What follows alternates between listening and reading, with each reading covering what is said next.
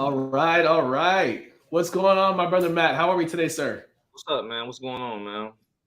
I just can't thank you enough for being here. For those of you that are joining, we are absolutely live streaming and recording. It's your boy Hina Crypto. We've got Matt. Is it Ville, Vile, or Ville? Just Matt, just Matt. Everybody been pronouncing my last name since I was born. Like it's Matt. It's actually so crazy. I changed my name back in 2019 to Matt, just Matt, and I told the judge, yeah, just change my name to Matt. That's why my Twitter name is it's Matt now. I love it. I love it. I love it. I love it. Matt, thank you so much for being here. I can't even pronounce Henoch. It's Henoch, right? You nailed it. I mean, Henoch, either one's fine. Can I say HC? You can say HC, bro. That'll work. I like HC. Okay. I like that. I like that. No one's ever said HC, so I like HC. There you go. Bam. I'm a pioneer. I love it, man. Matt, thank you for being here. Just want to make sure everybody knows we are not financial advisors. This is not financial advice. I'm here to talk to Matt about NFTs, Web3. Honestly, just the world has changed right before our eyes, and I need our people to talk and learn and grow in all things Web3, but especially NFTs. So thank you so much for being here, my man. Of course, of course. Awesome. Well, we are live streaming, so if anyone has any questions on YouTube, you're absolutely welcome to drop them in the comments. We might or might not answer them at the end here. But Matt, I want to get into origin story. How did you, where did you come up? Where did you grow up? Where were you born? Where were you raised? And how did you end up here? No doubt. So I'm down here in South Florida, and I've been on Twitter, right? I've been on Twitter since like 2010. Like Twitter came out, and then you just get on, you start tweeting bullshit, but then crypto really popped up. I want to say like around the 2020 era, and I actually seen somebody talking about Dogecoin over and over again. It was like, if you put $20 in Dogecoin, you're gonna have freaking $10,000 or whatever months later. So I'm like, man, this is crazy. But I still did it, right? I threw $20 in there. This was like I want to say summer of like that, the summer of prior to the year of Dogecoin popping off. So I told myself, I invested in it, and then I told my brother about it. My brother put in $120. I probably put in like 100. Around February of the following year, I'm gonna say that was 2021, right? 2021, it's top of 2021. He hit me up like, "Yo, this Dogecoin thing, is this real?" And I looked at his Robinhood account, $18,000 off of the 120 that he put in, Doge prior to the summer before. So when I saw his, I immediately ran on my phone, and my phone said something crazy like 16,000, 17,000. I was like, this is insane. And yeah, from there, we went. I went full throttle. Like when it comes to anything crypto related, I just wanted to get a leg up because again, it was just insane to see this kind of stuff. And I delved myself more deeper into crypto, got into the space, followed everything crypto related, met people like you, and all the people that I follow on Twitter, and my following grew, the influence grew, and the conversations grew, and yeah, that's where we at right now. And now that there's this Web3 industry, I was like, you know what? Any industry that has ever been created, I remember prior to 2020, there was no such thing as career consultant. Then the second Great Recession happened. Now career consulting is like a normal thing now. So in this Web3 world we're in, I'm an NFT consultant. Who's gonna tell me anything different? You know what I mean? Like I got the whole business around it, and I told you I got a book in like around like 12 right now. But yeah, like I'm an NFT consultant now. Who's gonna stop me? Who's gonna check? It's so crazy. Yeah. What were you doing before NFT consulting? Working a regular job. I'm a single father to 2 kids. I got a full-time job. I work down here at the casino, and yeah, I just really just like connected with different people of all from everywhere, like literally from everywhere. I got people everywhere now, and yeah, I know if it's something you're good at.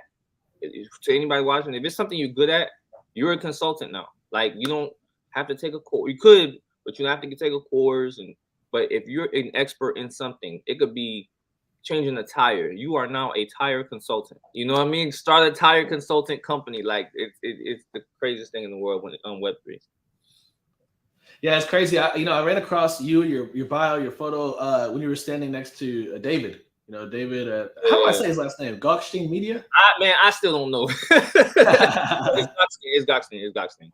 Goldstein. Okay, cool. Yeah, so I saw that you were working with those guys out there, and I was just like, all right, let's see what's going on with Matt. And so the more I began to study and learn, bro, your expertise, your understanding of Web3 NFTs in particular, I just think it's extremely important for us to begin to start to have this conversation and head towards this way. There are so many people in crypto that don't know about NFTs. They don't know what they are. They don't know where it's headed. It's crazy. And even with the Goxton Media thing, that happened to me. So I met David on Twitter during that whole crypto run, and we used to always, this when Twitter was going into Spaces beta, where only like a limited amount of people had the access to the beta. And I used to always be in his rooms. He used to always let me up. We always had a conversation and always talking through Spaces. And then finally, everybody got Spaces. So one day he hit me up. He was like, "Yo, man, you should host for Goxton Media." So I was like, "All right, let's do it." So anytime he has the Spaces, I actually have an AMA on Tuesday. I think it's Tuesday. Yeah, Tuesday. I actually have an AMA Tuesday tomorrow. So on Goxton Media. And you can check it out, pull up, see how it is. But yeah, now I do that on Twitter. So now that's an industry. Spaces host, something that did not exist before. Twitter events host. It's crazy, man. Yeah, it's crazy. So I want to get into NFTs. Before I do so, I do want to thank my sponsors, the people that help make this happen for us here at the Henao Crypto Corporation. I've never taken a dime from anybody for talking about coins, NFT projects, nothing like that. And the reason why is because I'm sponsored by Yips, yips.co. An incredible company that sells CBD-based products. You can use the code HENOK, HENOK, to get 20% off of all CBD-based products. And so I want to make sure that Yips gets a shout out from me. Matt, I want to talk about NFTs. There are so many people watching that have no idea. What is an NFT, my man? So I like to break it down in a very simple way because a lot of people like to get technical about it. NFTs is akin to like a Pokemon trading cards. Remember back, everybody had Pokemon trading cards. I don't care how well you knew. Everybody had Pokemon trading cards. So it's really a collectible, a digital collectible that will increase in value depending on the scarcity, the rarity, supply and demand kind of situation going on. But that's the best way to break it down. But if you want to, the letters, NFT stands for non-fungible token. It's only one, you can't replicate a non-fungible token, and it can only be owned by one wallet. I love it. And then I want to ask, why is NFTs becoming more and more? Why are they becoming more and more popular? Why is this something that continues to become a thing in our culture? You're hearing about Paris Hilton and Justin Bieber and these ape things and all kinds. What's going on in the world out there with NFTs? So the NFTs are rising in popularity just because. Hold on. The NFTs are rising in popularity because of the ease of use. It's easily transferable, and it can only be checked by like one owner, and it's on the blockchain. It's there permanently, and things can be easily transferred across the digital blockchain. And you don't have to go through a middle party to transfer the ownership. There's 1,000 Mona Lisas in the world right now, but there's only one. There's only one original Mona Lisa, and it's owned by like some museum or something. But basically, that's basically why NFTs are popular. They can't be copied. Tomorrow actually is going to be the first digital auction of real estate, of U.S. real estate. It's a home in Tampa, Florida. It's going to be auctioned off as an NFT. It's the starting bid is like $650,000. The rights you get to that property is going to be an NFT. So think mortgages, concert tickets, houses, anything is now going to be on the digital blockchain, easily transferable owner. So yeah, that's why they're blowing up. Wow, I think it's so. Imagine having a house in your wallet. Crazy. It's crazy the world we're headed into. I guess that would be my next question. Is okay. It's a digital asset. Let's talk about. You're good. I want to ask about real world use case. How can NFTs begin to be leveraged and used in all the different industries they're about to disrupt and to get into? So I can say, so if you NFT a mortgage, right? So you don't have to go through closing lenders and costs. Like I can have a house, it could be a mortgage. The deed is in my name. It's right there. It's easily addressable. We don't have to go on the city website to check who's the owner. Everything is going to be traced back to me. In terms of concert tickets, People pay for their tickets. It doesn't have to be verified and checked by the security guard at the door. It's right here. It's in my name. It's in my wallet. It belongs to me. When it comes to car ownership, the titles, when we have the paper titles for our cars, we don't have to go and then sign to a third party. I mean, probably by regulatory standards, we might still have to do that. But if I have a digital title, it's everybody knows I own it because it's verified on the public blockchain. It's mine. You have yours. I have mine. When it's time to sell it, I can just transfer it to you. I don't have to. You pay me. I just transfer the title to you. Um, the use cases that they're used more so now is mainly art collectibles, but it's getting more and more and more and more saturated when it comes use cases when it comes to NFT ownership. I just bought two of the Coachella NFTs like a couple days ago. So I guess if you have a Coachella NFT, that allows you like more access to. If you go to a Coachella event, that allows you more access to maybe backstage stuff like that. Wow. I was going to ask you, why'd you do it? Why'd you buy those Coachella NFTs? Where do you think this thing is headed? So I've never been to Coachella a day in my life. I don't know when I'm gonna go. You know what I mean? They typically have Coachellas in California. So for me to go to Coachella, I probably have to pay a ridiculous amount of money, get on a jet, and fly to California. But I know Coachellas are a big deal. So the Coachella NFTs, there was 10,000 of them. They cost $60. I don't know what that price might be 20 years from now, 10 years from now, 5 years from now. The crypto punks, which are the most expensive NFTs to date, those when they came out, they were free. They were like $12. Larva Labs came out with an experience that by the way, crypto punks are the first NFTs, quote unquote. But they're worth millions of dollars right now, literally millions of dollars right now. And when Larva Labs minted them, they literally cost like $12. You can go back on Etherscan, go back to the purchase history. You'll see like the first sales of every crypto punks was like $13, $11. So again, I do it for the value. I'm an art purist. I'm an art enthusiast, and yeah, I'm gonna see where it goes. I mean, it's Coachella. It's a big name. Man, I think you're exactly right. An appreciating asset. What are your thoughts on, and maybe for those maybe that are newer to NFTs, could you talk about some of the biggest NFT projects that, maybe the average person isn't aware of, and why are they such a big deal for our space? The biggest ever is Google Beeple.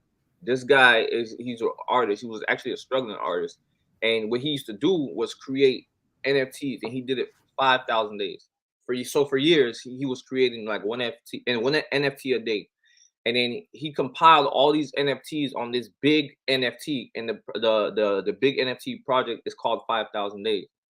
That compilation of the NFTs that he did ended up selling to some guy in Saudi Arabia or Dubai or something, $69 million. $69 million for one NFT. It is the biggest sale of an NFT to date. When that made headlines and everybody rushed into the NFT space. And the Bored Apes is another thing that's popping off right now. That's probably what all the celebrities are buying right now. Bored Apes, Crypto Punks, Doodles, I want to say, is another one. There's just so many. There's so many, and the charts literally change like probably every month. But the three you're always gonna find up there are Crypto Punks, Bored Apes for right now. But there's also a lot of NFT projects that get sold. Nobody really talks about. Nobody really knows because a lot of NFTs are one of ones. One of ones it's just gonna be one. So Tom Brady came out with NFTs. Serena Williams. Just yesterday, I found out somebody has a Whitney Houston unreleased single NFT, $80,000, and I was like, "Oh my God, why didn't I know about this?" But yeah, I need that. I need that. Yeah, it's an unreleased Whitney Houston single NFT. They made it into an NFT. It's crazy. It's crazy, and I think it's the future. I think I want to ask this: when it comes to businesses, organizations, nonprofits, churches, synagogues, all these institutions that are in place, and they're looking over at the Web3 world, they're looking over at NFTs. If you were talking to maybe a Fortune 500 company or just a small business owner, what would you say to them as it relates to integrating NFTs into what they're doing in their business or their organization? So I actually have a friend who owns a nightclub. So I could tell him, and I pitched this idea to him, just kind of get his mind working. For bottle service, for your VIP people who are regulars at the club, I said, give them an NFT ownership. Give them like NFT ownership. Make an NFT, have them purchase it, and say, hey, if you hold the NFT for this thing, you'll get bottle service. You'll get access every time a celebrity comes through. You get a picture with them, and sell those NFT tickets. Or sell that NFT membership. For the club. The club. I think Club 11 in Miami, they bought a Bored Ape. So whatever like airdrop or whatever benefits they get for being a Bored Ape member, the owners will get it, or the club will get it, or they can reinvest that money into doing something else.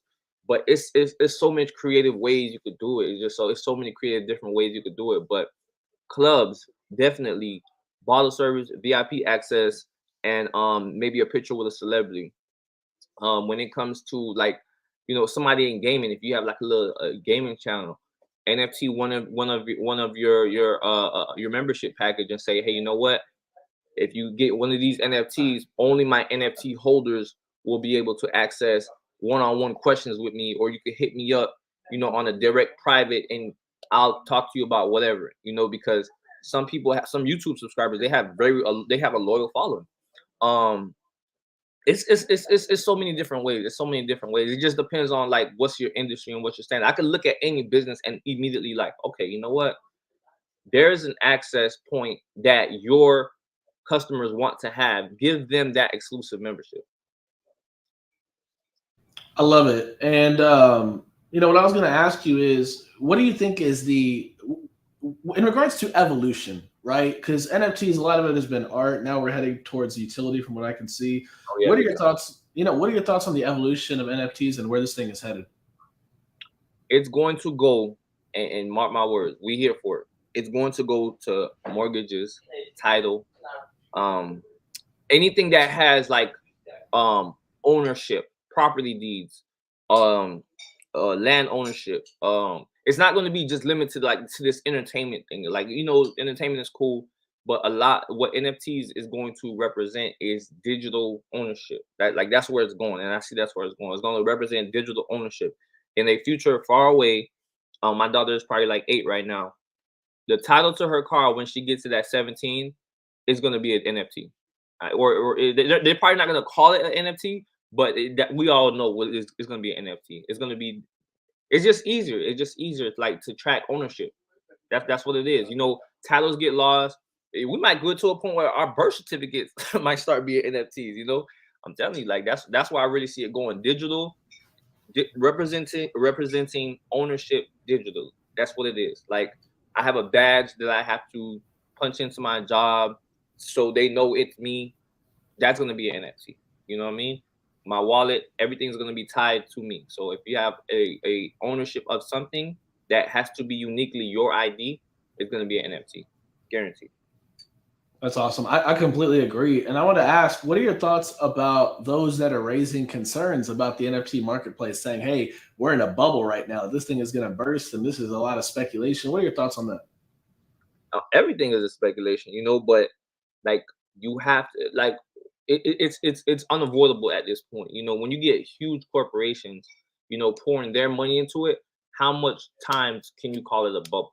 How many times can you sit on the sideline and say, you know what, no, it's a bubble, I'm not gonna get involved?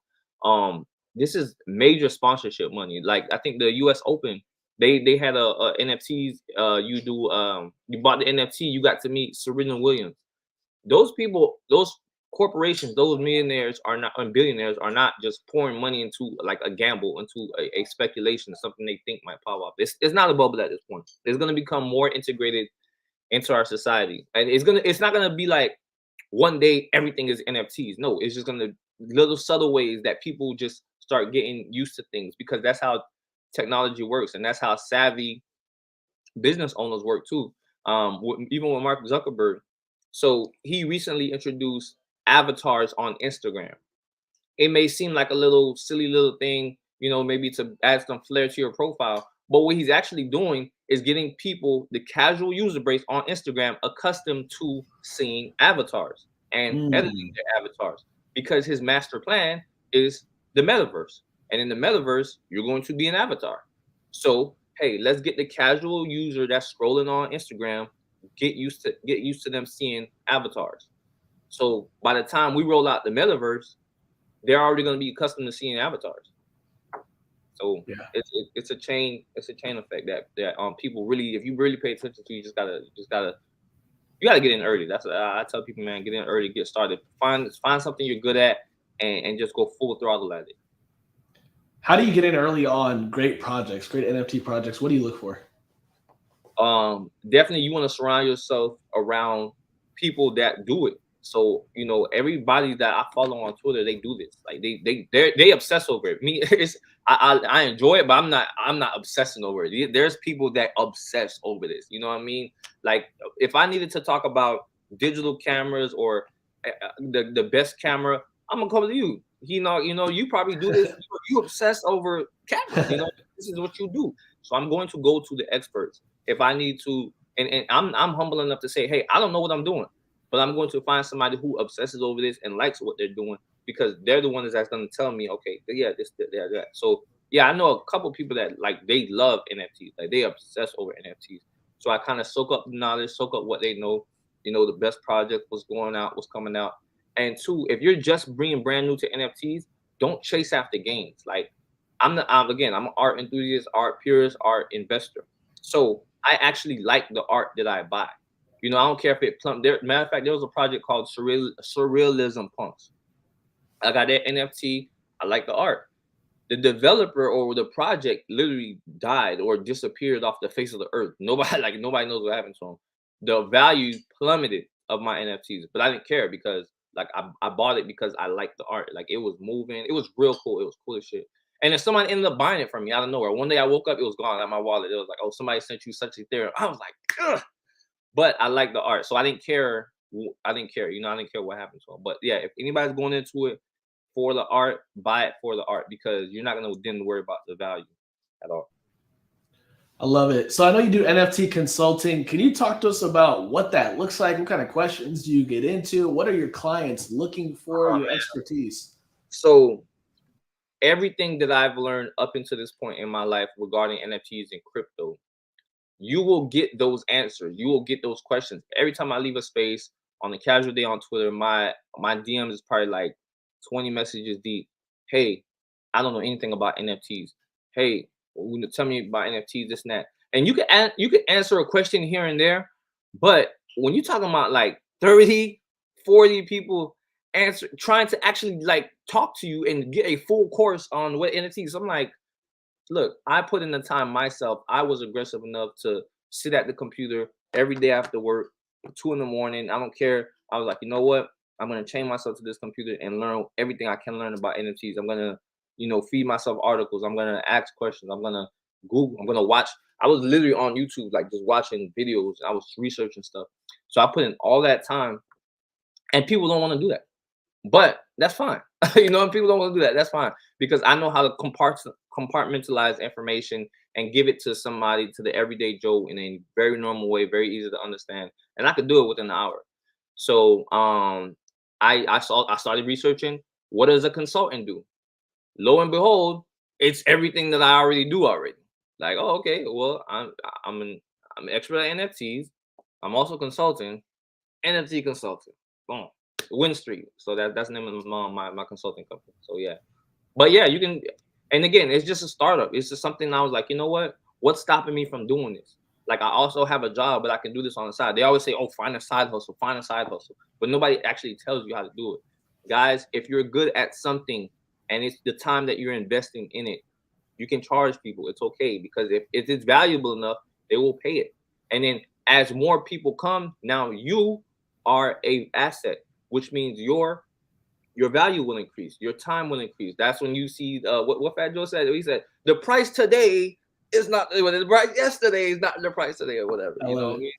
Yeah. I can start employing people. I don't know what this might turn into, but I have to get started. I gotta start somewhere. I gotta believe in myself. I love it. I love it. Matt, I want to, as we begin to wrap up the conversation, something that I get excited about, something that keeps me going, and something here at Knock Nation that we absolutely are serious about is the idea of believing big, doing big, and changing the world. Can you talk about, maybe if you're comfortable, aspirations, big vision? What do you see down the road for yourself, your company? Where do you want to take this thing? man, I want to start a firm. Like I want to start a firm. I want to come back and say, man, hey, HC, man, I remember that conversation we had back in Black History Month. Okay. Right. Um, that I started my own, like it's already a small business now, and it's an employee. I'm the only CEO employee, whatever. But I want to get to a point like 5 years from now where like I've employed so much people that I'm now helping them educate more people and get into more spaces. And the phone calls are getting so out of hand that, I gotta pay, I gotta help pay other people to, take care of themselves and their families, because again, I'm preparing myself every day for the next 10 years of my life, the next 5 years of my life. I know a lot of people see the charts, they see the news, and they react off what they see on the news today. But my mind is in 2026. My mind is in 2035. My mind is in 2030. So I'm already trying to get like a leg up over that. And that forward thinking mindset came from stocks. Actually, my first investment was in 2014, was in a company called AMD, Advanced Micro Devices. So I had like 800 shares I bought for $2. And the reason why I picked AMD, because I was like, you know what, this company makes microchips for the PlayStation and the Xbox. I knew every year we're gonna have a new Xbox and PlayStation. I knew that in 2014, and I was like, you know what, this is a great investment. Boom, bought 800 shares. Cost me $1,600. AMD went to $6. I was like, oh shit, I'm seeing money. 6 times 800. Now I'm like 4,800. So then it went to 12. Then I was like, oh man. And then it crashed back down to 8. Right? Sold it all. Panic. I'm out. I was wrong. I didn't. My conviction wasn't strong enough. Sold all 800 shares. AMD right now is trading, I think, at like $130 a share. $130 a share. That's crazy, man. Yeah, I feel sick every day thinking about it. And I was right. Again, here we are in 2022, PlayStation 5, okay, Xbox Series X. They're still using advanced micro devices chips in their consoles. I was absolutely right. Back in 7 years ago, I was right. So now everything I'm talking about now in 2022, I know will come to fruition in 2030, 2040. So I have to start making these moves now to, do that for my future self later on. I love it. I love it. And I hope that's what everyone takes away. Whatever is in your head, whatever is in your heart. I love what Matt just said. I have to start making these moves now. I'm feeling that, Matt. Now. Well, Matt, thank you so much for being here. Where can we follow you on Twitter? Oh, right there. It's Matt now. Awesome. ITSMATTNOW for those that are listening on Spotify or YouTube. You're not watching the screen. Matt, I just want to say thank you so much for what you do to our, for our space. Thank you for the way that you lead. Thank you for your voice. I think that you are somebody that just knows a lot about NFTs, and what you shared with us is unbelievable. And I hope everyone follows you. Thank you so much for being with us today, my man. HC, I want to give you a shout out too, because you uplift small stories, and people will come back and say, you know what? Yeah, I was on HC. Oh yeah, HC. I think you're going to be known in that pioneer in that space, because you see something probably many people don't, and then you reap the benefits later. So definitely keep doing what you're doing. Thank you, brother. Really appreciate you. And yeah, I'm excited to continue. One of the reasons why, this is selfish for me. I want to make sure that everybody in Knock Nation gets to learn a little bit more about NFTs. I'm going to keep talking more about NFTs because this is where things are headed. But we're doing the $100 million challenge. We're trying to turn $1 million into 100, and a portion of that, we're looking into NFTs. We invested in the engine and how they're integrating NFTs into different platforms. And I could see us maybe buying an ape. I could see us looking into buying some NFTs that could appreciate in value. So, man, thank you for just, giving me some encouragement, some wisdom, some nuggets that I can use as I continue making investing decisions. No doubt, man. Awesome, brother. Well, hey, I hope you have a great day. I hope everyone follows you, and thank y'all for being with us today. Take care.